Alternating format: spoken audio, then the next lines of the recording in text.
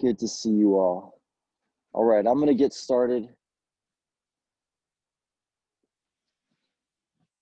with my warm up. Let's take a big breath in. Again, breathe it all in and out. In. Let's keep the ribs down. Let's flex the glutes, tuck the tailbone, and point the fingers up towards the sky. And while keeping those ribs down, which you would do by keeping your abs flexed, belly button to the spine, you're gonna point up higher and you're gonna scoop up your shoulder blades and move your biceps up by your ears and make yourself as long as possible. Let's flex the legs also.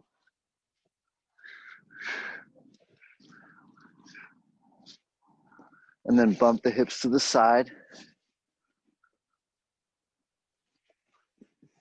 Open up the arms into cactus arms. Scoop the shoulder blades. Let's go back to the other side now. Cactus arms. Scoop the shoulder blades. So that means bringing the elbows forward, rotating them forward. Hands go back just a little bit. And then we're going to go back to the top. Keep the ribs down. And we're going to look back first. And then feel our shoulder blades sliding up and under. Cactus arms. Scoop the shoulder blades. Let's forward fold here. Walking out the legs left and right. Waking up the hamstrings. Doing what you need to do to feel stretch in the back of the legs. Let's straighten the legs and start to swivel side to side.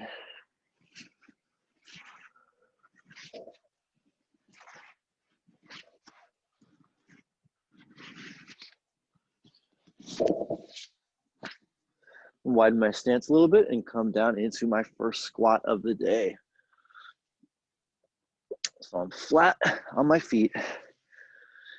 And this has been something I've been doing for the last few weeks. I'm just using this squat as an opportunity to check in with everything and really connect to the ground and pay attention to all the different parts of the soles of my feet. I'm gonna start moving in small circles, and I'm gonna feel my weight pass through the different parts of my feet, my heels, the edge of the sole, the balls of the feet. I can feel each toe, each of the 10 toes grabbing onto the ground as I move my weight forward. And as I sink backwards, I can grab onto the ground. Let's go in the other direction. Start getting the chest up here. And also feeling the tops of the femurs deep in the hip joint. Enjoying a little bit more space as we deepen this squat. I'm gonna grab my toes and I'm gonna straighten my legs with thighs glued to the chest. Only straighten so far as you can keep the chest glued to the thighs. I'm trying to maintain that pike position, that forward fold position as we straighten our legs.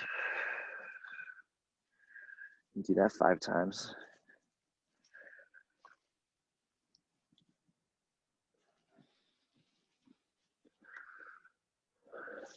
I'm gonna come back to the squat now. I'm gonna grab my ankle with the opposite hand and twist up.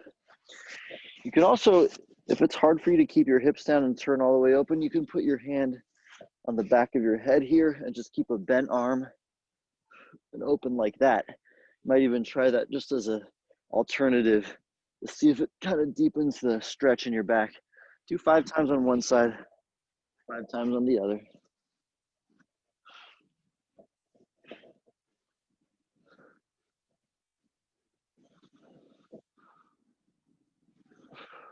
Back to the first side. Let's grab the ankle, make big circles forward and big circles backwards with a straight arm. Other side. Big circles, forward and backward.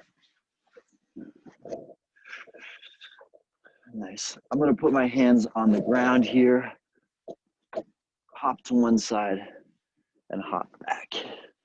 I'm just gently bringing my weight onto my hands now, feeling my wrists wake up and finding that same connection to the ground with my palms that we were searching for before in our feet. I'm gonna now start bringing up my hands as I go from one side to the other. I'm gonna spiral my pinkies in, straighten the arms, and look up.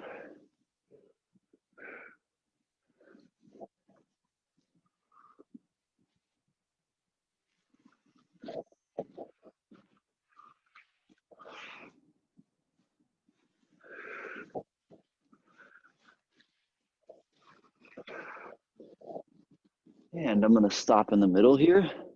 I'm gonna start walking my hands out.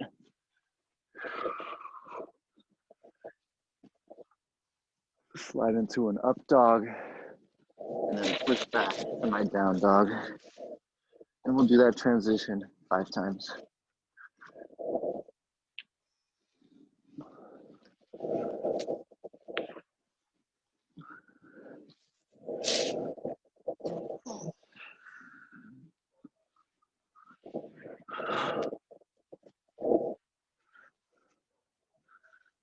Very good.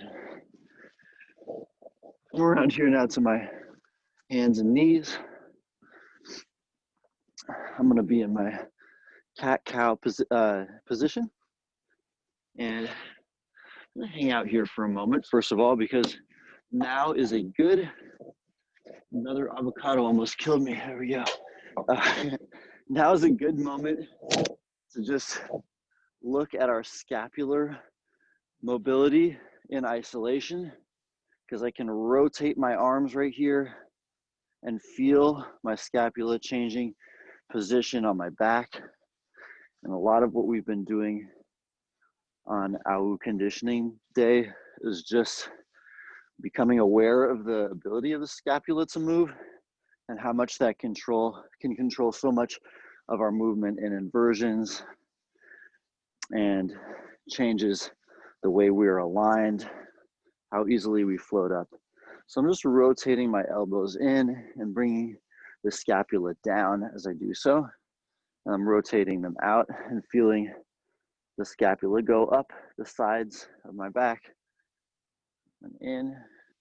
Be more of a scooping pin down feeling on the bottom of the scapula as I rotate in.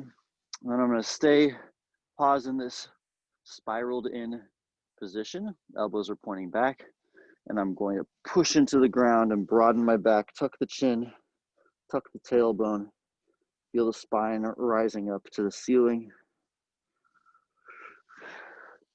and switch the other direction to the cow position.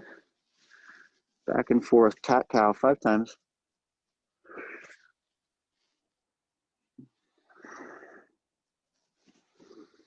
Really feeling my arms changing position when I go into the cat and pinning the bottom of the scapula down and broadening the back. It's a different feeling. Hope you can feel it. Walk out my wrists really quick after I've done 5. And then I'm gonna just remain in this hands and knees position. I'm gonna get completely straight arms. I'm gonna spiral in my elbows again. And I'm gonna bring my weight forward over my hands. I'm gonna come back. And what I'm looking for is to get more than 90 degrees flexion in my wrist. I wanna do it gently, and I don't wanna do it passively. So I wanna push through my hands as I do this. Even though I'm deepening the flexion of my wrist, I'm actually trying to extend my wrist with my muscles a little bit. So the bottom of my palm is not pinned to the ground. I'm lifting it up, grabbing onto the ground with my fingers as I move my weight forward. And if I look at my image in the screen, I can see that my wrists are going over 90 degrees right there. If I could see my center of gravity as like a red dot or a red circle, I'd see it moving from back here, forward and over my wrists. So that's where the float up comes from. When we're later in handstand, and even in our whole we worked on this a lot yesterday. That was like the whole theme, paying attention to where your center of gravity is and how it relates to alignment. We're gonna go one more time. I'm gonna walk out my wrists now and also go to the back of the hand, pausing especially in this position with the fingers forward, straighten the arms, and try to bring weight over my hands here. Nice. From here, I'm gonna come into my tabletop position. Fingers are pointed back, toes are pointed forward. I'm gonna lift up my pelvis and tuck my tailbone. And I'm gonna try to keep my ribs down even as I lift higher and higher. So my chest broadens and my sternum goes up, but the bottom of my ribs stays down. And I'm gonna come back down. Let's do it again. Flex the glutes at the top, lift, lift, lift. 3. Should almost feel that you're rounding your back in the lower portion. You want to start focusing on opening your upper spine instead of bending your lower spine. Straight arms. One more time. I'm going to be up in this position, feeling maybe the wrists still waking up here, and I'm going to bring my weight forward over my knees or over my toes now. And then I'm gonna walk my hands into my knees, touch the ground. And then I'm going to push up through my pelvis, still keeping the ribs down so I don't extend my lower back. Tuck the tailbone. Try to create a neutral line from your tailbone up to your head.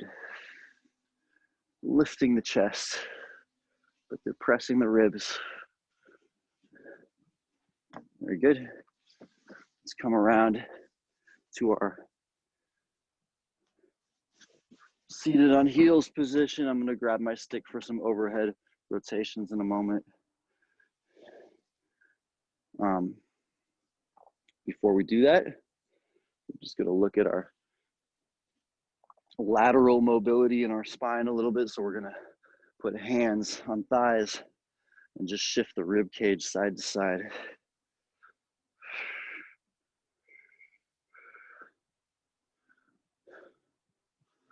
Even here, you can play with your hips moving a little bit and see how it feels when you have that very small shift in your center of gravity that's led by spine and then hip movement. You feel the weight going over your heels. I'm gonna start going in circles now. One direction and then the other.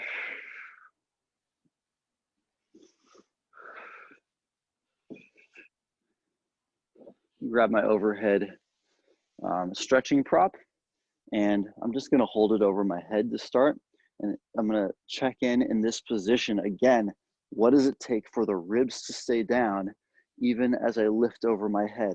Well, I almost need to round my lower back. It's gonna be a feeling of pushing with the belly button in towards the spine, abs grab the ribs and bring them down. And then I'm gonna lift up my shoulder blades so that my arms can go higher. And I'm just gonna start really easy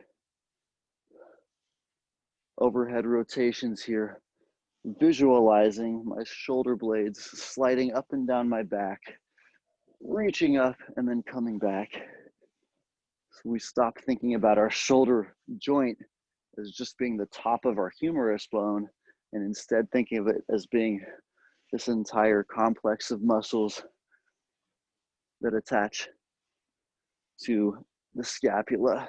We're gonna go 10 times here. And then once we're confident our scapulas are floating up and down like they should be, sliding up and down, we're gonna come down to our hips for 10 more. Trying as best we can to keep the ribs down, even rounding the lower back a little bit, pushing back through that lower spine.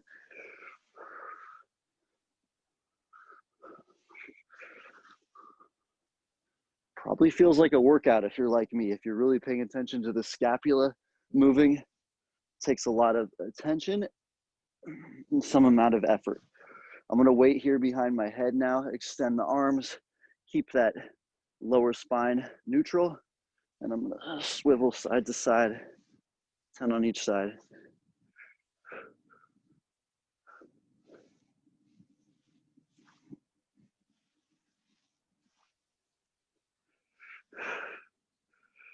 Nice. Okay, let's put this to the side. I'm gonna slowly move up while shaking it out. Stand up. Get into my straddle position here. I'm going to forward fold to start things up, just like we did yesterday. That means I'm going to be pushing back through my hips and trying to maintain a neutral spine as I bring my face toward the ground and my chest toward the ground, more importantly. Neutral spine is more important than how low you go. So don't worry about whether you can touch the ground. Worry instead about trying to maintain a straight line from the top of your head to the back of your tailbone. And as you come up to the top here, you're going to tuck the tailbone in and flex the glutes and keep the ribs down. So there's this extra little flex at the top of every repetition. Go 15 times here.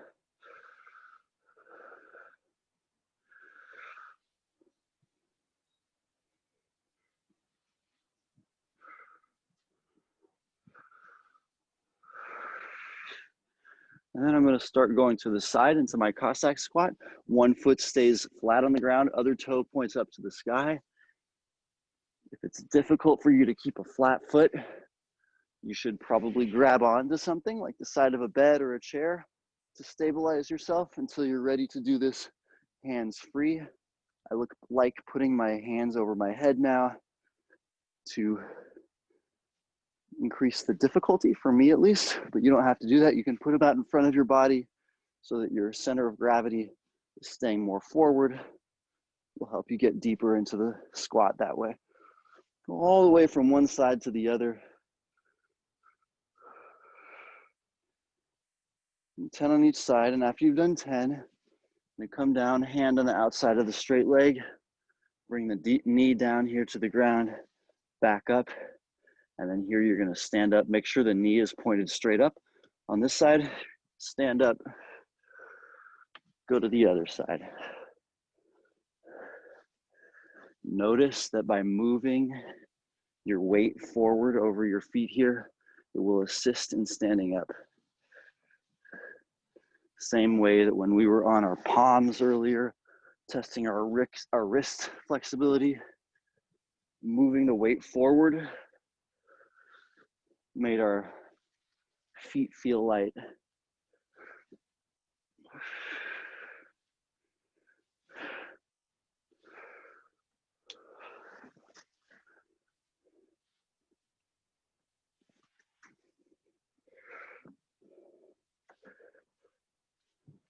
One more time.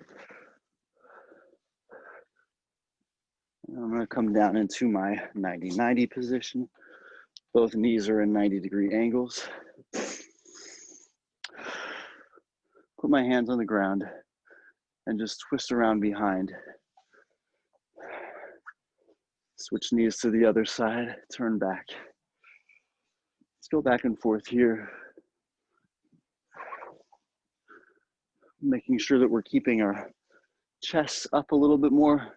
You can get a deeper twist in the upper spine. And I'm just gonna start taking my hands off. And I'm not gonna be turning as much now. Focus on bringing my knees down to the ground. Let's pause on one side, pin that knee to the ground, and then I'm gonna keep my chest up, neutral spine, forward fold. Feel a good stretch in my right hip there.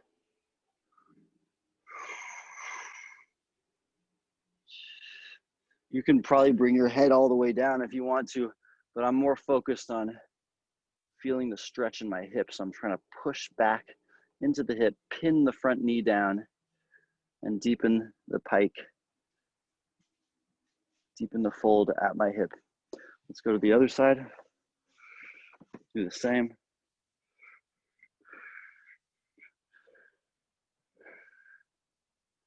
Pinning that front knee to the ground, squaring off the hips, and folding forward.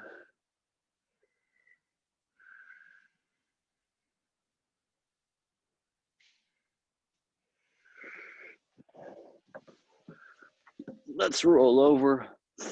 We're gonna go on our bellies now, lie on the ground, and we're gonna do some of those arm raises to focus on our overhead reach, which is really gonna help our aus and our inversions in general.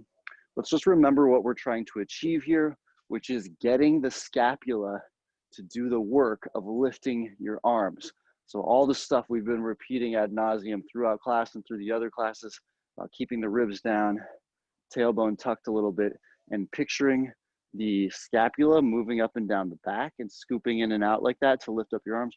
We're gonna focus on that as we do these exercises. The first position we're gonna be in is cactus arms, 90-degree angle here. So you can feel it even if you're just partially up here, you can feel what the difference is between this and this. So we don't wanna be like that. We don't wanna bend our spine really at all, especially our lower spine. We wanna use that scapular mobility to get everything in place. Let's lie down, face down, and get comfortable, tuck the tailbone, okay? And we're gonna focus, don't even worry about how high your hands get off the ground. The elbows are gonna be stuck to the ground. I want you to solely think about the scapula moving, and that's gonna take the hands along for a ride. So scapula scoops, comes back down, scoop up, and down. We're gonna do this 10 times, 2-second holds. I'm not gonna count it off. Let's just do it on our own. I'll let you know when I'm done and assume that you're done around the same time.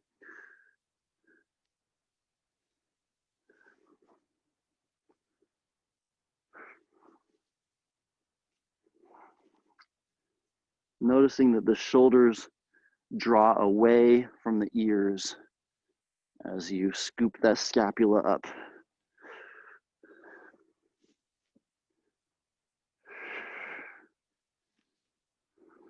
You may feel a tug throughout the neck and shoulder muscles.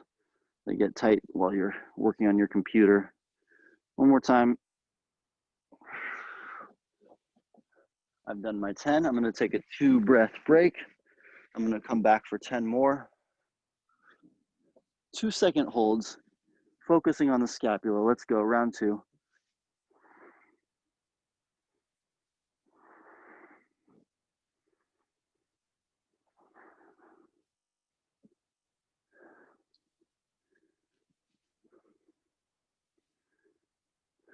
Really start to feel it on round 2. I definitely think that focusing on your scapula moving rather than thinking about your hands coming off the ground produces more fatigue in the right places. You can feel those rotator cuff muscles doing the work they're supposed to be doing.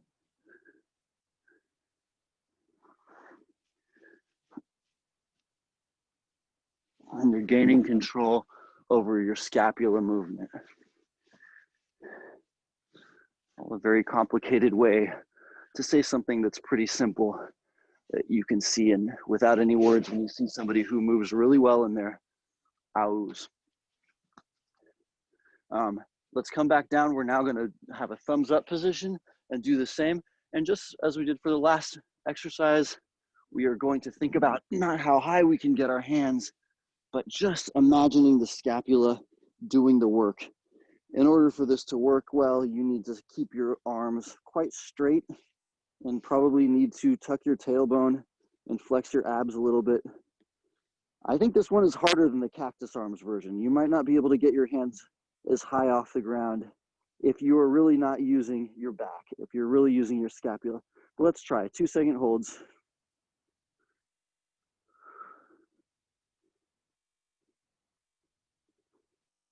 One set of 10 to start off with.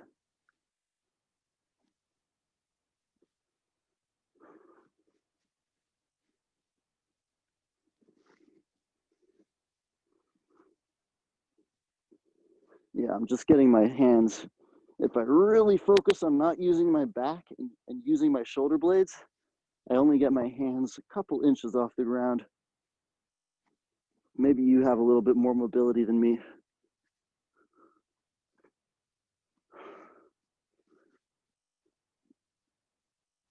But that's totally fine, because the way we're going to get progress is by focusing on those shoulder blades moving. So I've done 10. I'm going to come back for another set here.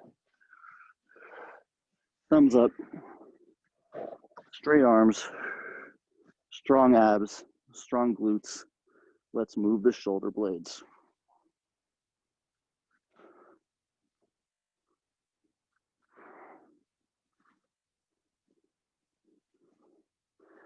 Ten times.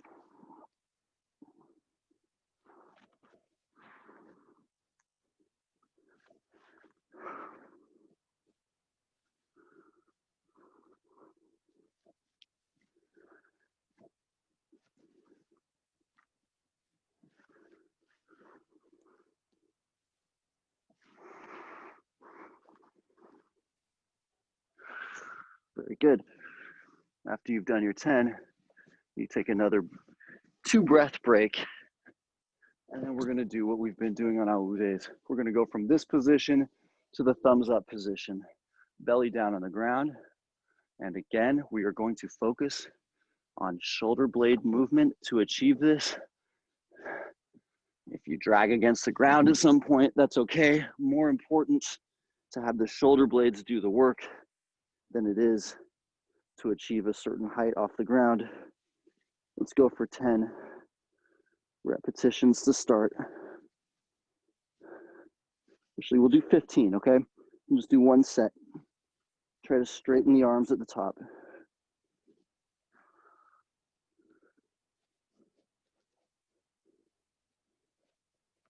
Just pay attention to what your shoulder blades are doing and how they could be doing more.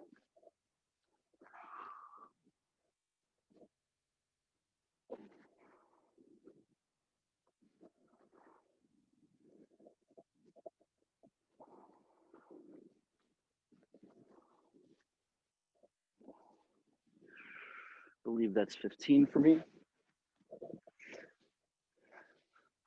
I'm gonna stand up, roll up my mat, put it to the side.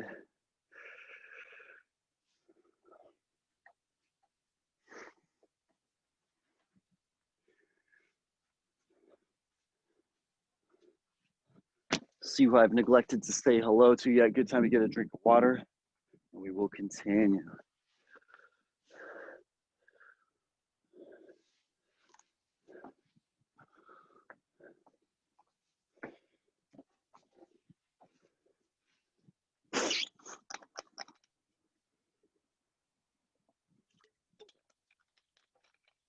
So I'm gonna grab my prop here to assist with my exercises. And today, I like having the prop because I'm not trying to prove to anybody I can do a movement.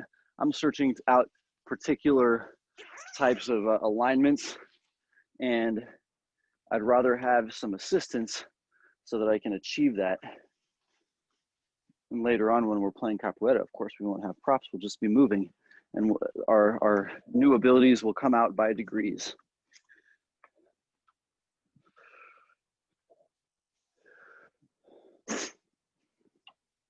Okay, I'm gonna go for the one arm floats to start off. So we all know how that looks like. I'm gonna put one hand on the top of my prop, just so you can see this is about mid-thigh height here. And I'm gonna put my other hand gently on the ground, and then I'm going to come up onto one straight arm, knees to chest, and try to float there for a second. We looked a lot yesterday at where our centers of gravity are. Our center of mass is the place where half our weight, our body weight, is below that place and half is above. I guess it would also happen in the other directions also. You can imagine that if your appendages, arms and legs and stuff are sticking out like that, the equation of where your center of mass is much more complicated, and little irregularities when your weight is spread out can make it more difficult to control where that center of mass is. If we're able to bring ourselves together, everything can get in line more easily. So that for me is the purpose of this drill, is to feel what that feels like. I'm here and I bring my knees in and I try to get my wrists, shoulders, and hips all in a line. I'm gonna do 5 on this side and then go to the other. I'm trying to look up at the sky and tuck my chin as I do that. Knees to chest.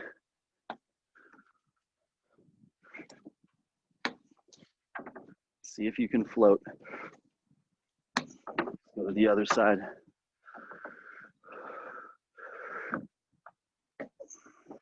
Don't worry if you're not able to stay up for very long.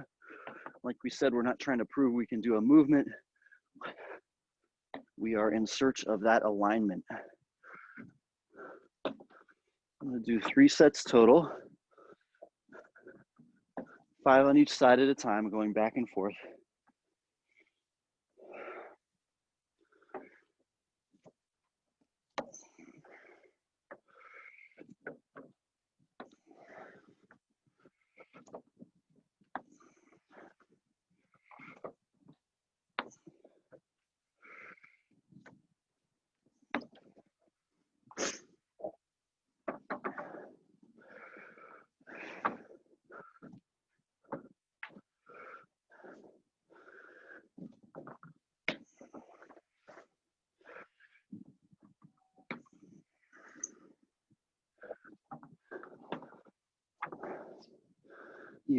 You'll know that you've got it when you're not feeling a great amount of muscular exertion and everything's just kind of in place and you're floating up. Nice, Loba. Good work. Try to bring the knees even closer together, knees to ribs. Let's see what that feels like.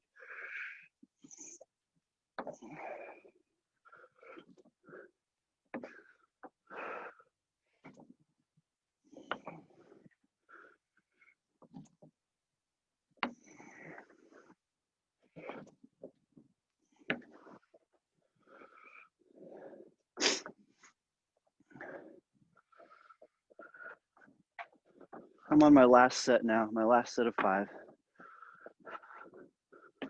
I find that it helps me if I can try to get things in line before I bring my knees in. So hips over, shoulders over wrists first, and then the knees come in.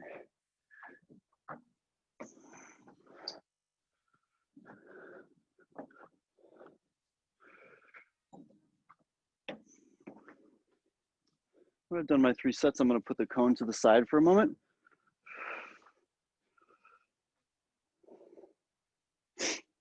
And I'm going to get into that tiger crawl position we worked on so much yesterday. Imagine, put a visual, imaginary tag on your center of gravity. We talked about it being a red circle that you probably are intuitively aware of. And we're going to start off right here, feeling that center of mass moving forward and backwards. Okay. Right now, I'm just rocking back and forth on my feet. I'm going to tuck my chin and I'm going to work on having my scapula mobile again. Coming forward. Okay. I'm now going to pick up one knee and I'm going to drive it into my ribs. as I rock my weight forward onto my wrist. And maybe I start to feel the weight coming off my planted foot a little bit, especially if I'm really seeking to reach up over my head by drawing those scapula into position.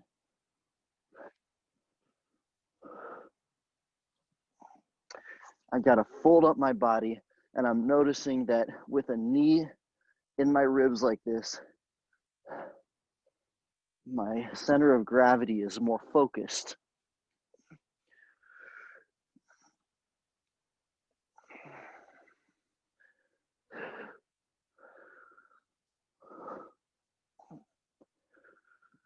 Seven or eight times on each side.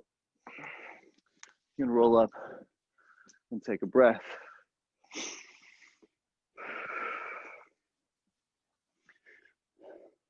I'm gonna come back here again to the same position, and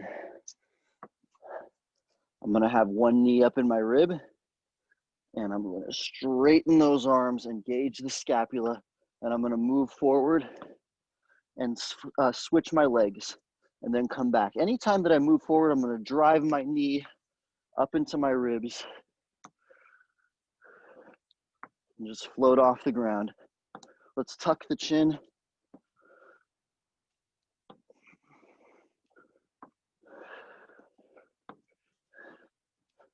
Notice I'm keeping my knees in my ribs and just not taking my hands off the ground too much. To get your center of gravity to come forward, you're gonna need to work on getting your hips over your hands. So you probably need to come further forward than what you're doing right now, whatever it is. Project that weight forward even as you keep your chin tucked. After you've done a set, we're gonna take a breather.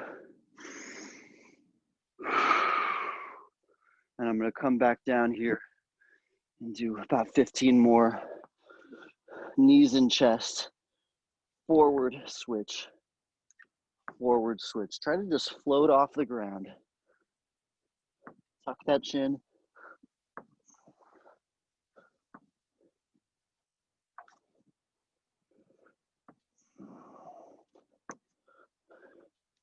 And if you can, when you're switching your legs, try to straighten completely the leg that's coming down, like reaching towards the ground.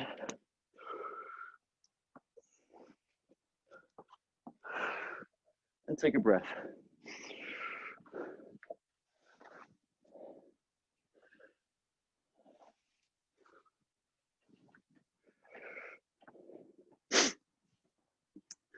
Hands on the ground again. We're just gonna do one set of the following. Knees are together, chin is tucked, and just gonna bring our feet off the ground like that. We've been doing a lot of this type of stuff, but I really want us to notice how moving your mass forward makes it much easier to take your feet off the ground, and straightening the arms and having the shoulder blades in place. Take a breath. Okay, we're gonna make things a little bit more challenging here. And breathe in, arms over your head. I've got my prop now, and I'm gonna be looking at it. I'm gonna try to float all the way up and then get in that position with a tucked bananera, the knees to the chest, and I'm gonna extend one leg and tap the top of my prop. Let's see if I can do it.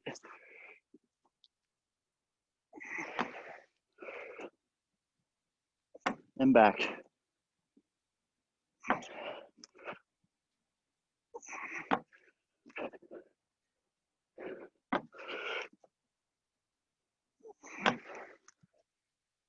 You do about 6, take a little rest, and try again.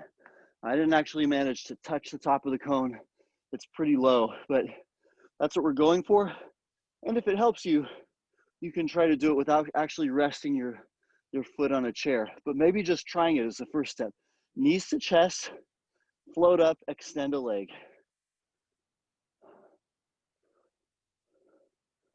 So in order to get one leg out, you probably have to bring the other one back, right? Got to go into kind of an upside down splits position. Okay. I'm seeing a lot of interesting things. So think about two positions you're trying to attain. Number one, knees to chest. Number two, legs extended. So you got to kind of have enough of a float to get that done. That's why if you have to rest on a chair, just rest your foot on a chair. That can help. But I come back to knees and chest at the end. Here.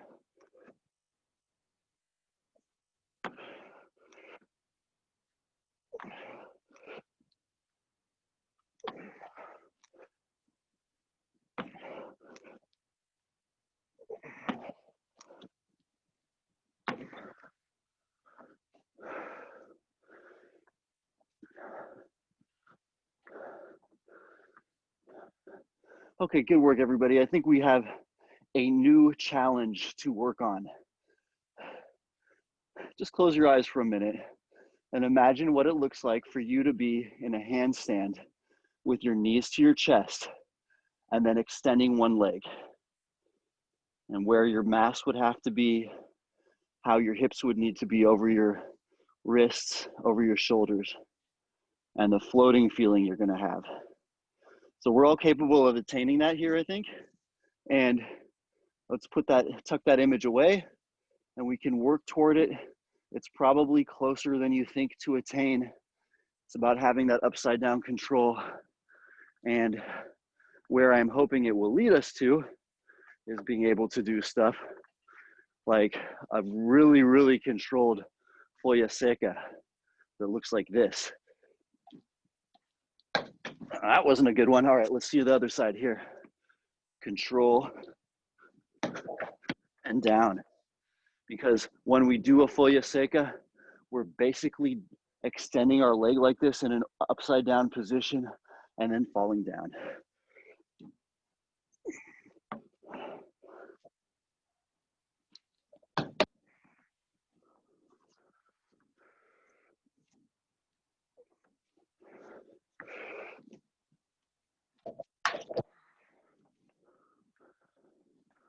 I'm attempting this for the first time in front of you guys today. A little bit risky, but tucked, bananera, leg extended, folha seca.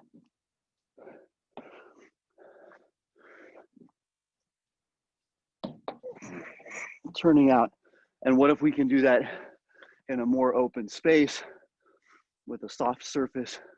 You can experiment falling backwards. But being, yeah, Jibao's got it. Let's see again, Jibao. That was sick. Beautiful. Beautiful. Way to go. Good work. Loba, too. Mestrino has this beautiful folha seca. And he doesn't have a signature closed au. That's something we see more in other Angola groups. But he does get his weight. He does bring his knees a little bit in at times. And then he turns out into that folha seca. It looks really nice.